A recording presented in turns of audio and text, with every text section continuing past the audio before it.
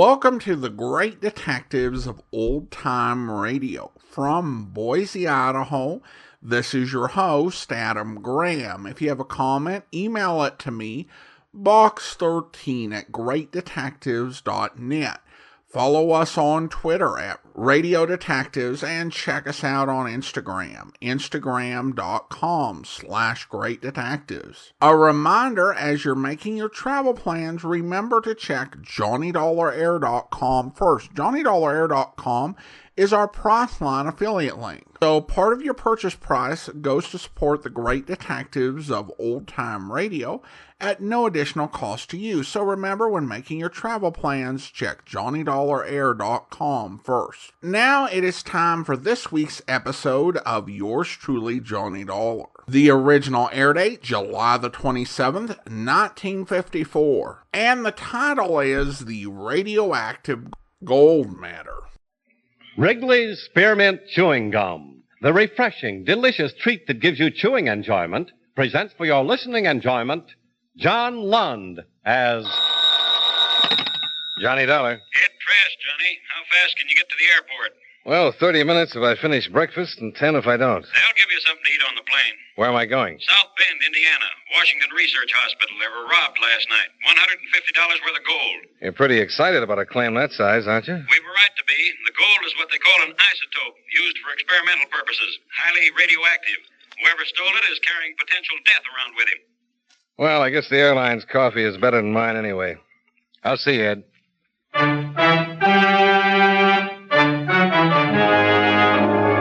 the makers of Wrigley's Spearmint Chewing Gum bring you John Lund in another adventure of the man with the action-packed expense account, America's fabulous freelance insurance investigator. Yours truly, Johnny Dollar.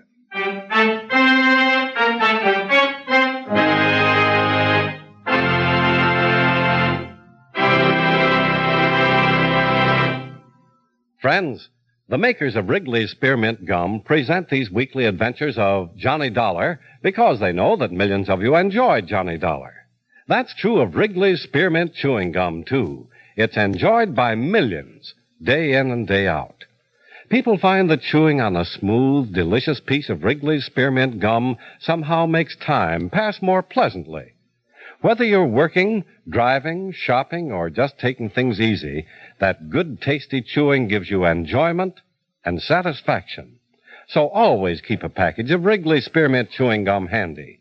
And whenever you want a refreshing, delicious treat, chew a stick. You'll like it.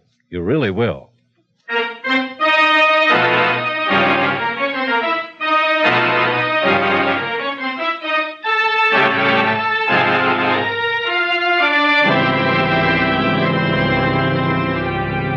Expense account submitted by Special Investigator Johnny Dollar to Home Office, Corinthian Insurance Company, Hartford, Connecticut. The following is an accounting of expenditures during my investigation of the radioactive gold matter. Expense account item 1, $52.75, airfare and incidentals between Hartford and South Bend, Indiana. Expense account item 2, $1.40, cab fare out to Washington Research Hospital. Dr. Reed McKinlock was in charge of the radiological laboratories.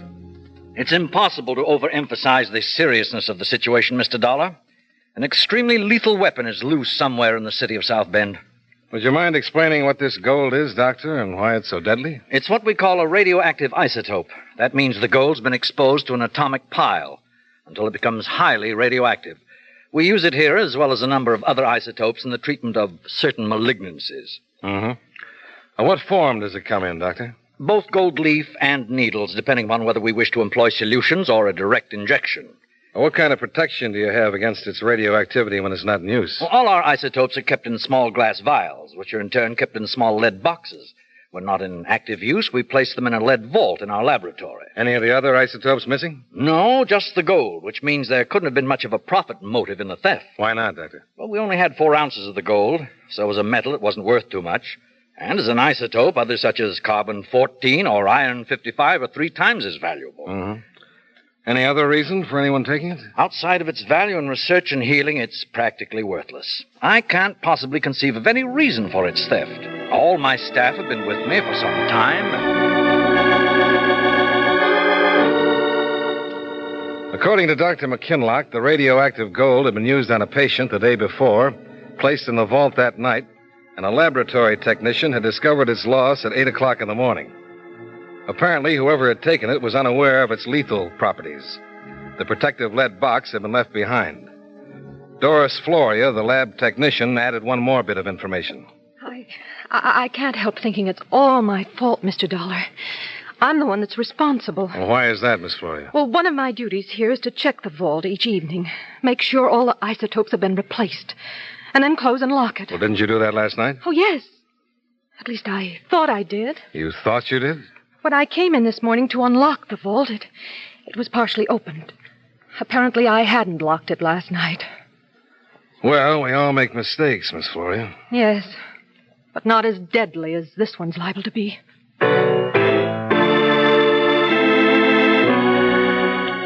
Expense account item 3, $1.75. Cab fare to police headquarters.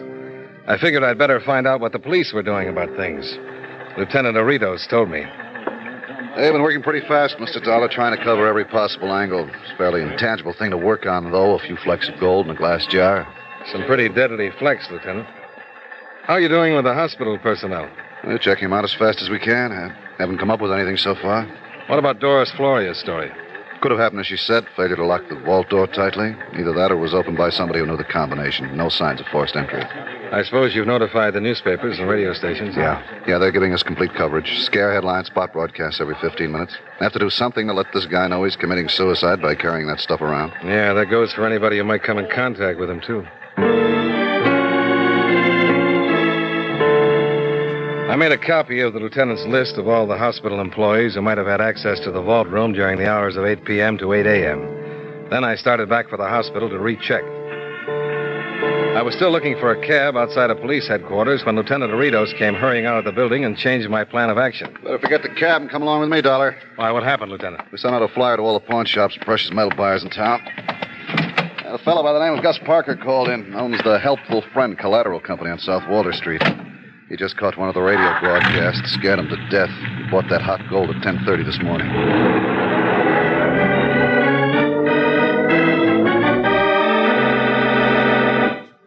Believe me, I'm glad to see you, Lieutenant. Oh, I'm plenty glad. Oh, you know? If you are, it's the first time, Parker. No, that's no way to talk, Lieutenant. Just because we had a few, kind of disagreements, don't mean we're not friends. I'm doing you a good turn right now to prove it. Ain't I? Yeah, I'll believe it when I see the proof, Parker. Yeah, oh, the proof, he says. Oh, that atom gold stuff. That's what I got for proof. Maybe my dead body will be proof enough for you. How do you know it's the radioactive gold, Mr. Parker? Well, how do I know? Yes, gold leaf. It said on the radio, didn't it? Gold leaf and needles, maybe 4 ounces. That's what it said, didn't it? Yeah, that's what it said. Okay, so this guy comes into my place at 10:30 this morning. Well, gold leaf he's got. 3 troy ounces of it. And he wants to sell. And so I buy. Like an idiot, I should have hit him over the head. I should have shot him. But like an idiot, I buy. Did he tell you where he got the gold? Oh, sure, yes, he told me. Oh, yeah, well, you think I buy gold without asking? Off in the windows in his place of business, he said. He had a big television store. He went broke, so he scraped the gold leaf off the windows. And that's what he came to peddle to me. He said, oh, that liar, I should have shot him. Look, 3 troy ounces is a lot of leaf to scrape off a store window. Well, so maybe he had a big store, lots of windows. How do I know? Well, that's what he told me, so I bought this stuff. Where is it, Parker? It's back there. It's laying on the counter in the back of the... Don't ask me to take you over there. I'm not getting within 15 feet of that stuff. 3 troy ounces of atom bomb. Yeah, I wouldn't get within 15 feet of that. Let's take a look, Lieutenant, huh? That's gold leaf, all right. Clean, too. It wasn't scraped off any store window. How'd he bring it in, Parker? A glass jar? But he had the stuff in an envelope. A paper envelope. Yeah, I've got the whole store full of that atom stuff. Now my counter, the scale, me. Get it out of here. Get it. I've got a lead box in the car, Dollar. We'll put it in there and have the hospital check it. Yeah, okay, Lieutenant. Mr. Parker, have you got a record of the man who brought the gold in? Well, yeah, sure I got it. It's right here in my book. Wait a minute, let me see. Yes, here it is. It's John Jones, 625. Flournoy Street. John Jones, huh? So that's the name he gave me. What am I going to do, call a man a liar to his face? Say, listen, mister, that gold, you really think it's that atom stuff? We'll find that out at the hospital. Yeah, well, you let me know, won't you? It's got me plenty worried. Maybe I'm dying from it right now. Well, why don't you come with us and let him check you over? Now how am I going to do that? 3 hours to closing yet. Customers might come in here. After all, a fella's got to make a buck, you know.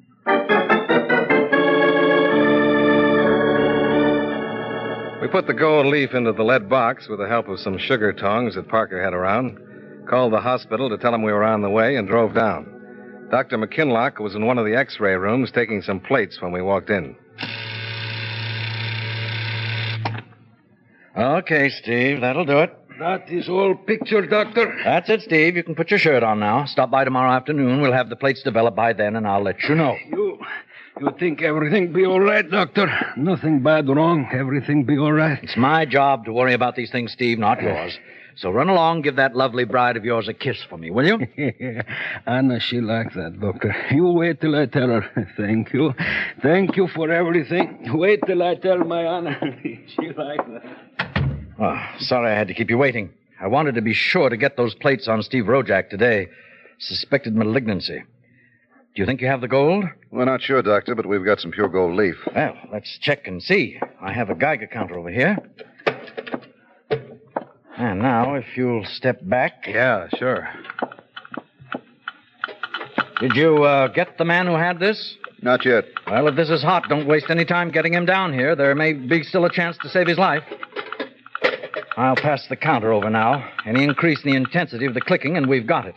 If there's not, well, let's see.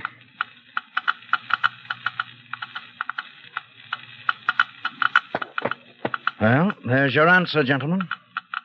Yeah, looks like we start again from scratch.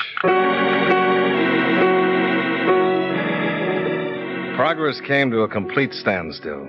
Somewhere in the city of South Bend, a man or woman was dying from radiation. But no one had responded to the notices in the papers nor to the radio broadcasts. Around 10 o'clock that night, I decided to call it quits and checked into the South Bend Hotel for some much-needed sleep. During the night, my plans were rudely interrupted.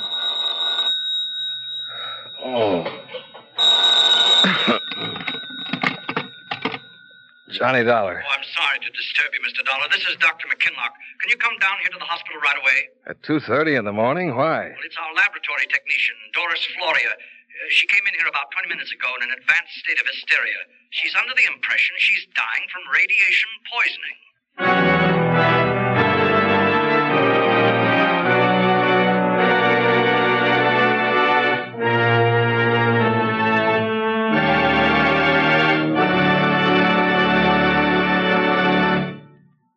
Friends, here's a suggestion that'll add to your family's fun when you go on a picnic or family outing.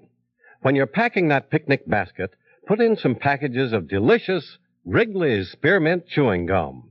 You see, Wrigley's Spearmint is a treat that everyone can enjoy between meals because it won't spoil the appetite. It's refreshing, too, helps to relieve thirst, and keeps the mouth cool and fresh on a hot day. And chewing on a smooth, good piece of Wrigley's Spearmint Gum seems to make whatever you're doing more enjoyable. It's right in step with picnic activities. So when you're doing your picnic shopping, be sure to include some Wrigley's Spearmint Chewing Gum. It'll add to the fun, and remember, it's healthful, refreshing, delicious.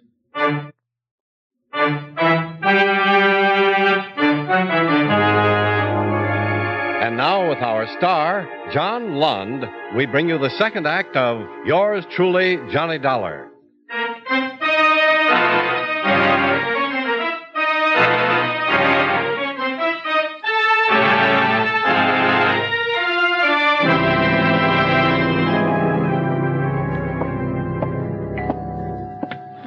Well, you made good time getting here, Mr. Dollar. Well, I wasn't going to waste any after what you told me.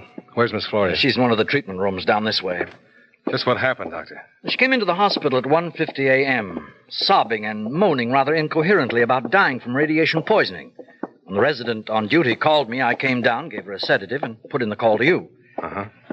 This is the room, Mr. Dollar. I've already made a preliminary examination. Did you find anything? There's slight but very definite radioactivity spread generally over her body. Of course, the counter shows any contamination almost immediately, but the secondary symptoms usually take 8 to 14 days to make their appearance. Uh-huh. Okay, let's talk to her.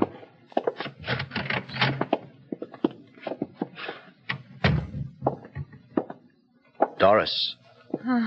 It's Dr. McKinlock, Doris. I've told you all I know. I'm guilty. You know I'm guilty. Why don't you take me away? We want to ask you a few questions, Doris. I've told you everything I know. I'm guilty. What more do you have to know? What are you guilty of, Doris? Taking the radioactive gold? I'm careless, incompetent. I don't deserve to be a technician here. Can't you understand that? I should be punished, not questioned. Punished. How were you careless? By exposing yourself to radiation? Yes. Yes. What do you think I've been telling you? Night after night, having to take all that time, using the shields, the tongs, to put the isotopes away, wasting time. So you've been shortcutting the safety procedures, is that it, Doris? You haven't been following the safety rules? I just told you that, didn't I?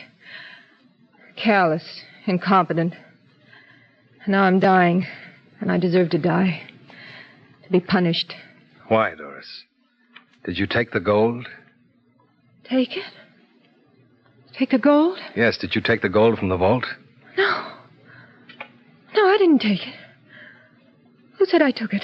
I wouldn't steal. Well, then why are you guilty, Doris? What did you do? The vault, night before. I did close it. Locked it tight. But the gold... What about the gold, Doris? It wasn't in the lab.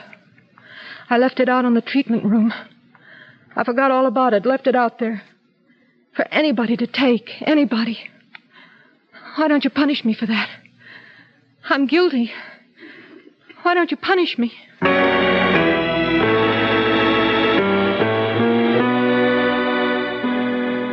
All Doris Floria had done was to throw our field of suspects wide open. Lieutenant Aritos was a far from happy man when I gave him that information the next morning. That's all I had to hear this morning, Dollar. That's all I needed to furnish the topping for the stuff. What stuff, Lieutenant? The result of those newspaper and radio stories. Every crank in town is beginning to call in.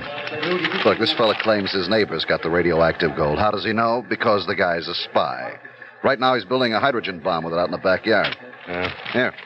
Here's one from a gold buyer out on the west side. He bought the stuff last night. He's sure of it. Only it turns out he's got a half a dozen gold-plated tie pins on his hands. That's the way it's been going, Dollar. We've got to check them out one by one. Yeah, policemen often tell me that a policeman's lot is not a happy one. I know an insurance investigator who wasn't doing too well either. No comment, Lieutenant. Mm-hmm.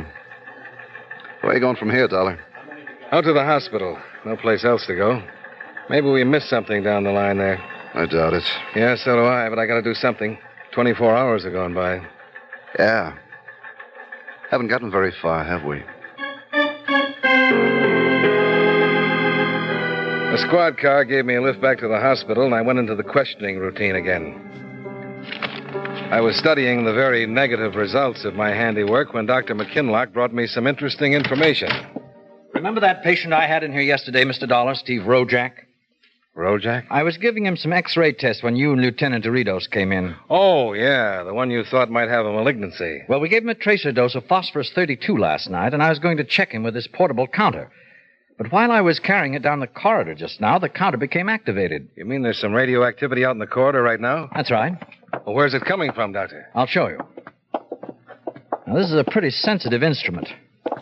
Don't let the volume of its activity concern you. I'll take your word for it. This is the maximum intensity right here. Well, there's nothing in the corridor to produce that. What's over there? A utility cabinet? That's right. Let's look inside. There it is. Yeah, a rubbish cart. The kinds your porters and orderlies push around. And it's contaminated. Could that have happened if somebody had carried a radioactive substance hidden inside? It could. Huh. Now all we have to do is figure out who used it. I'm afraid that's in your province rather than in mine, Mr. Dollar.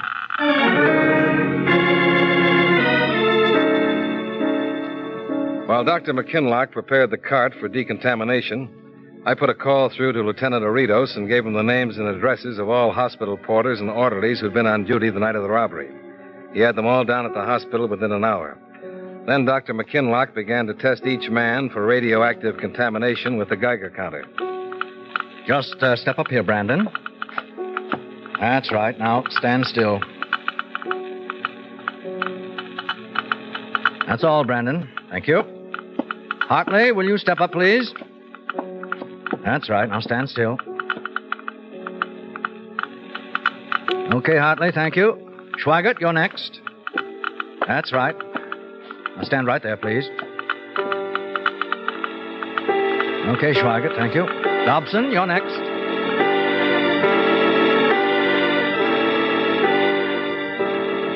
The entire process took a little less than 20 minutes. Not once did that little black box with its flashing light and irregular clicking show the slightest interest in anyone it was introduced to. My bright idea turned out to be a complete flop.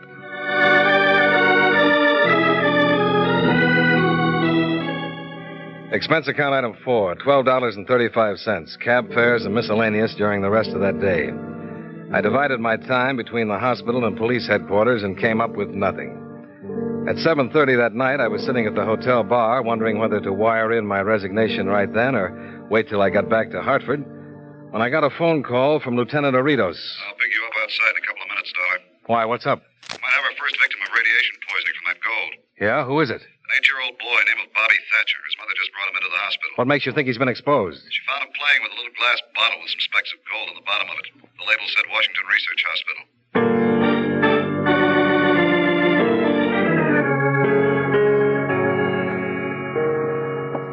He has to be all right. Bobby just has to be all right. There's no sense in getting yourself all upset before we hear the report, Mrs. Thatcher. We're not sure that Bobby was exposed to any radiation. Oh, Mr. Dollar, you know better than that, and so do I. The radio broadcasts were clear enough. Bobby was exposed. I'm only praying that I caught it in time, that the radiation won't have caused too much damage. Suppose you tell us just what happened.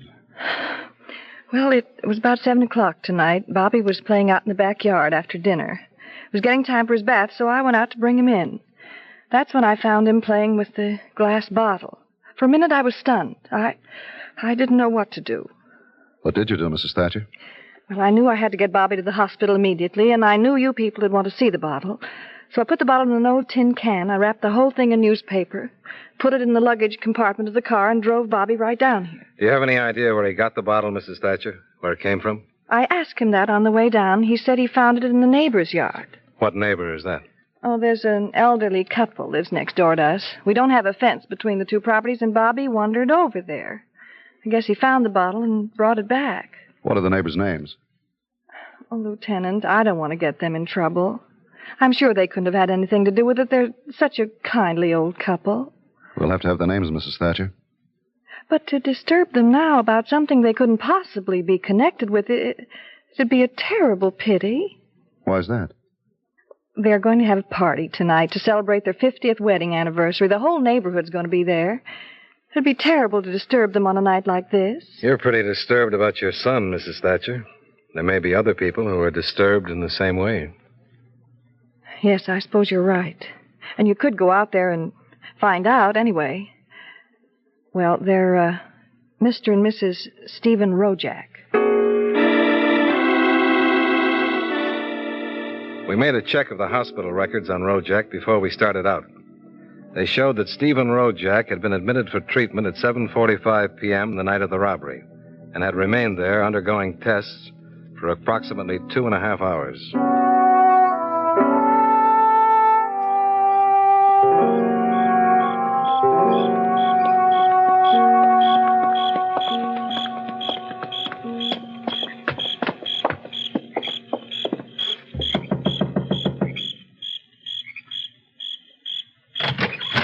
Good evening, gentlemen. Is there something I can do for you?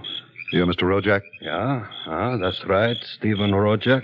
I'm Lieutenant Aridos. This is Mr. Dollar. We'd like to ask you a few questions. Lieutenant, you say? Then you are from police. That's right. It is too bad. Too bad. What is, Mr. Rojak? That this should happen tonight, that you should find out now when is our 50th wedding anniversary. Yeah, too bad. Can we come in, Mr. Rojak? If you do not mind, Lieutenant, my wife, Anna, she does not know. Could we talk in back in my workshop? Yeah, that'll be all right. Thank you. Thank you.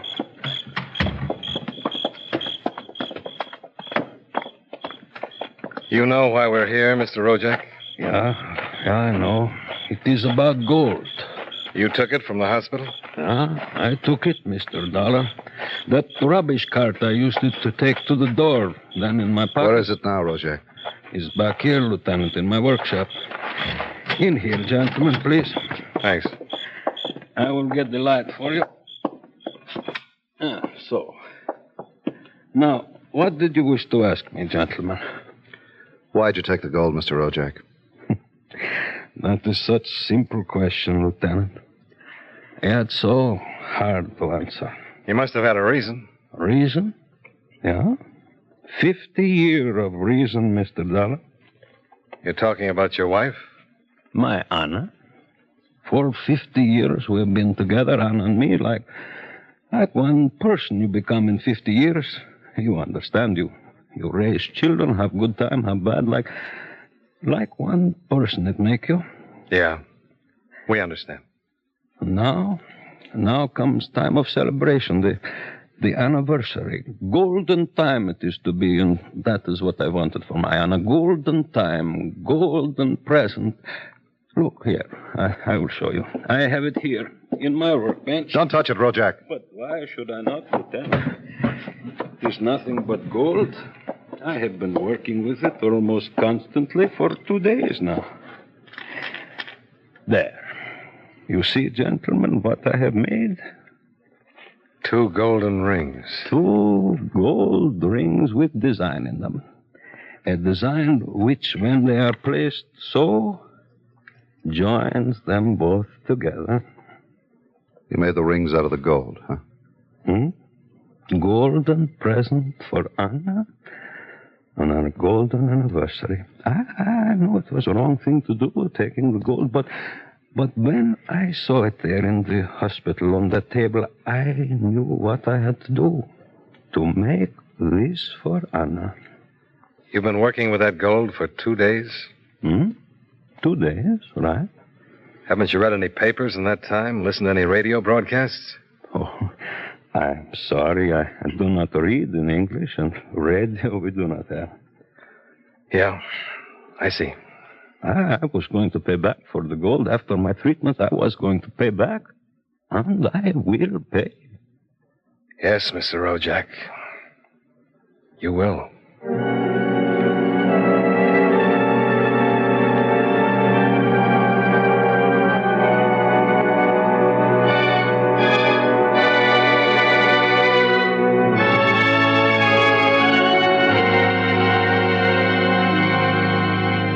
Expense account item 5, $42.20, hotel bill and miscellaneous. Expense account item 6, $55, airfare and incidentals back to Hartford. Expense account total, $165.45. Yours truly, Johnny Dollar.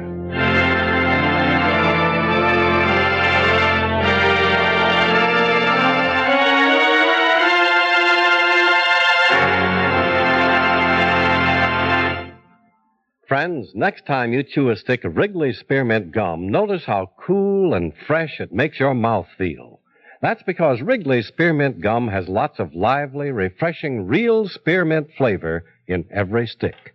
The minute you sink your teeth in, that cooling flavor begins to freshen your taste and relieve that hot, dry feeling in your throat. It sweetens the breath, too. Millions of people carry Wrigley's Spearmint Gum with them wherever they go for quick, long-lasting refreshment and for real chewing enjoyment.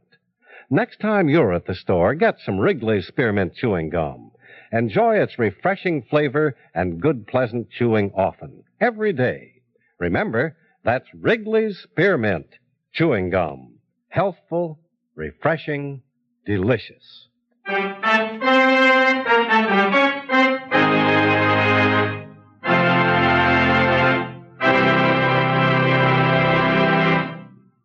Yours truly, Johnny Dollar, brought to you by Wrigley Spearmint Chewing Gum, stars John Lund in the title role and was written by Sidney Marshall with music by Eddie Dunstetter. Featured in tonight's cast were Lou Merrill, Joseph Kearns, Gene Bates, Hy Averback, Howard McNear, and Mary Jane Croft. Yours truly, Johnny Dollar, is produced and directed by Jaime Del Valle.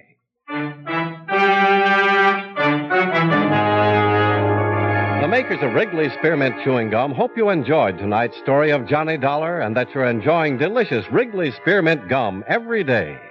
This is Charles Lyon inviting you to join us again next week at this same time when from Hollywood, John Lund returns as... Yours truly, Johnny Dollar. This is the CBS Radio Network. Welcome back. Even though this was towards the end of the John Lund era, this was an absolutely solid episode. Very well acted and well written. So whatever rationale that CBS would use to cancel the program, it would not be because it was not putting out a solid product. Sidney Marshall does a really good job on the writing and getting this just right in terms of tone. The opening call was more believably businesslike than many we get.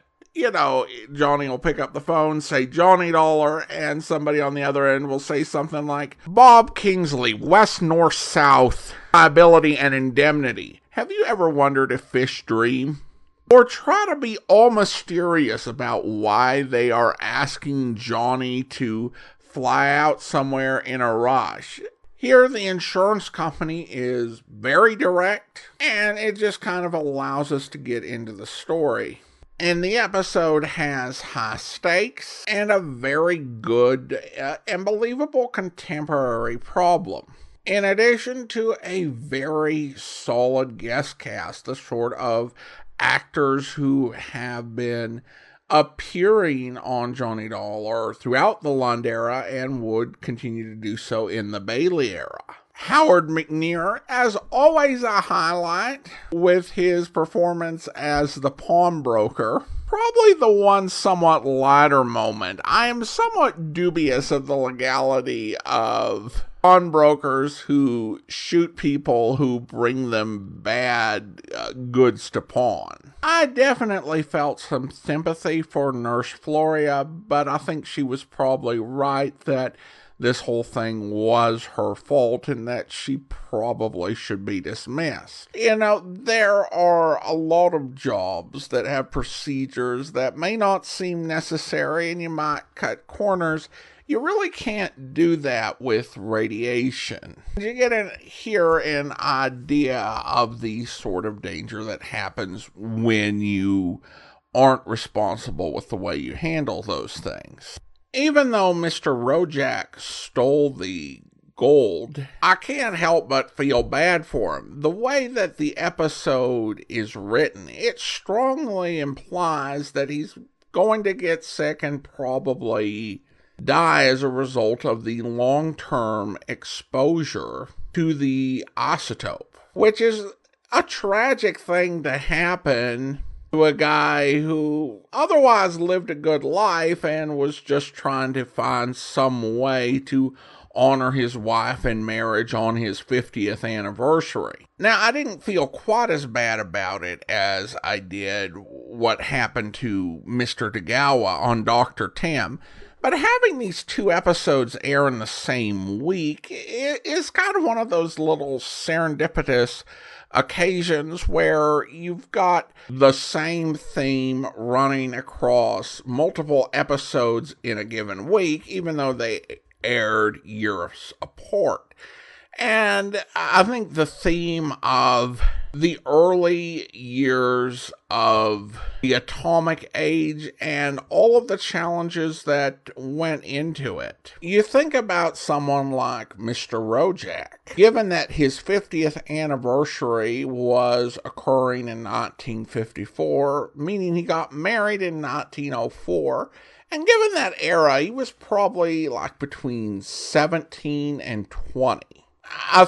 could have been a little older, but I think 17 to 20 is, a reasonable range. So that means he was probably born between 1884 and 1887. So he was inhabiting not just a different country than the one he was born in, but in many ways a different world, a different age, with a very different way of life than born into. And this was true even if you were a native of the United States. You think of the world of 1884 or 1904 or 1924. How radically different was the world of 1954 from the one that so many had been born in. And there were so many changes, and probably the biggest was the atomic age. And while this was a fictional story, there were certainly a lot of mishaps with radiation and the potential danger, as writers and creators saw it, include humanity wiping itself out either through accident or through some sort of nuclear holocaust. And there were some horrific things that happened, but for the most part, humanity muddled through. We don't handle things perfectly, but we found some beneficial uses for radiation. And we've learned, in some cases the hard way, about safety requirements. And we figured out how to live in this new world. And this makes me hopeful about worries about modern technologies. Because there are many people who worry about them, and sometimes I find myself among them. But thinking about this episode made me think, maybe it will be the same with the sort of technologies that we worry about today. We'll make our mistakes, we'll make corrections, we'll learn to use these technologies more wisely, and somehow or another we'll end up muddling through.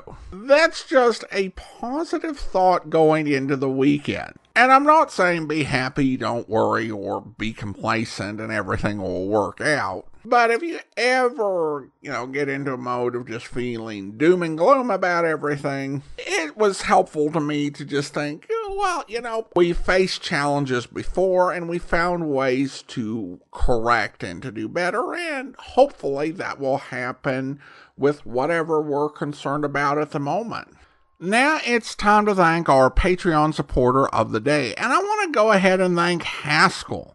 Haskell has been one of our Patreon supporters since August 2015, currently supporting the program at the Shamus level of $4 or more per month. Again, thank you so much for your support, Haskell, and that will do it for today.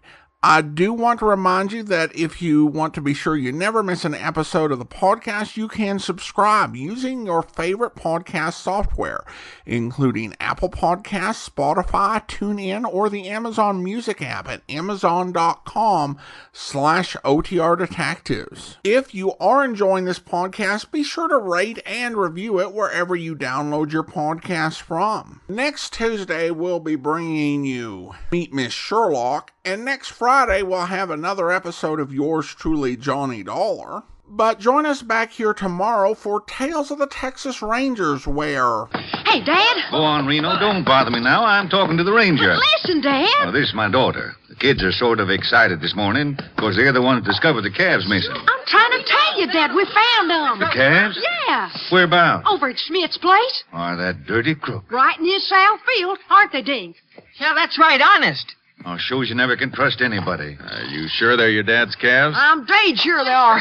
You see, we took a shortcut over by his place on our way to school, and we just happened to see them, 4 of them. And I know they're my dad's. Come on, I'll show you. Now, wait a minute. You've been running that pony too hard. Now, take it easy, kids. Let those horses rest a minute. They're pretty winded. Well, I had to get back and tell my dad about Smith having the calves. You going to arrest him? We have to be sure he stole them first, don't we? Well, I just told you. We found them right over there in Smith's field. What do you know about this Schmidt, Sheriff? Oh, I've known him for a long time, Jace. Lives there with his little daughter. Always seemed like an honest, hard-working old fella to me. I tell you, Ranger, he stole our calves. Well, we'll look into it, Reno. Say, how come you kids aren't in school now? The ranger's right, Reno. You kids make track for school. Go on, beat it. Oh, but we want to see you arrested. You do like I said, Reno, or I'll tan you good. Oh, gee, Dad, couldn't we just wait until he's arrested? Maybe you better do what your dad says, Reno. We can take care of things all right. Get going, Reno. Oh, all right. Come on, gang. Get up there, Satan. Shouldn't let the kid run the horse that way, Mr. Watley. And she'll ruin his mouth yanking at it like that. You're right, but it ain't easy to tell Reno what to do, especially when her mother's away. Effie's up visiting her sister this week, and I got my hands full, I can tell you. Look at those kids ride, Jace. Yeah, you shouldn't have a horse if they don't know how to take care of him. Well, we might as well go on over and have a talk with Schmidt, I guess. You want to come with us, Mr. Watley? Well, if they are your calves, you'll have to identify them. All right. We can all go in my car. Where do I head when I get out of the ranch here, Sheriff? Well, see over yonder across the field where the kids are riding? Yeah. Well, it's straight over that way. But we got to go around. And I'll be mighty surprised, Watley, if Gus Schmidt ever did any stealing of any kind. I hope you'll be with us then. In the meantime, do send your comments to box13@greatdetectives.net. Follow us on Twitter at Radio Detectives. Check us out on Instagram, instagram.com/greatdetectives. From Boise, Idaho, this is your host, Adam Graham, signing off.